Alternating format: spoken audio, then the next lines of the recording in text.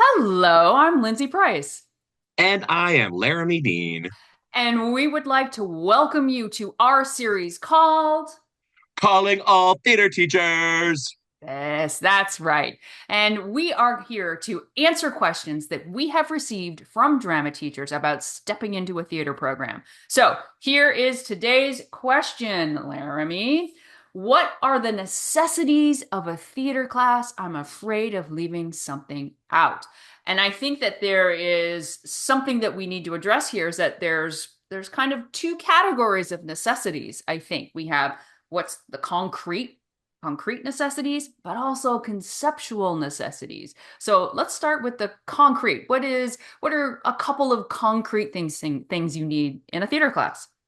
Some concrete things that you want to have on hand: furniture, blocks, rehearsal furniture, real furniture, some chairs, tables, things like that that you can have and keep in storage or nearby for when you do scenes, monologues, improv scenes, et cetera, et cetera. You want to have a place to perform. You want to have a place to teach your class. A regular classroom is fine. A gym is fine. Theater can happen anywhere. You probably want to have some scripts and monologues on hand, something for them to read and perform about. Poetry works really, really well, depending on the age of your students. Children's books can be lovely. Um, and costumes. I would have some costumes. I would start collecting if people have clothing they want to give away, if people have stuff in their attics, ask if you can have it or ask for donations, do a clothing drive, build up your costume stock, especially if you are starting a new program and you are starting from scratch. You poor, poor thing. But you know what? You can even start with just little pieces. Like you can start with scarves. You can start with uh Hats.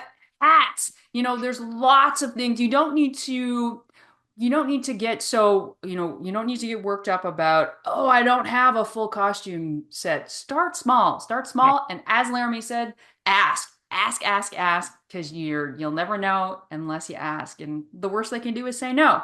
Now, let's talk about conceptual. What is a conceptual necessity for a theater class?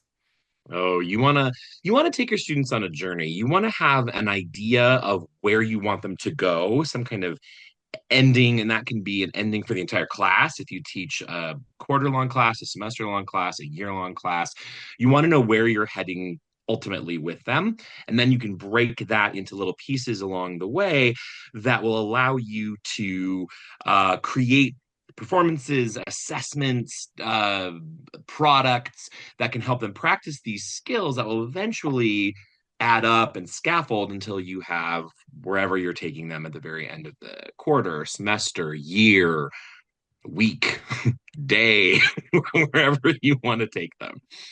I think that's such a great idea. You want to know where you're going. Like I see a lot of times teachers asking for, well, I need lesson plans. Well, I need a whole bunch of lesson plans. But what are you actually looking for in those What do lesson they add plans? up to? Yeah. Exactly so. And I love your idea of taking your students on your journey. What's the journey you want to take your students on? That is an absolute necessity. Thanks, Laramie. Thank you, Lindsay.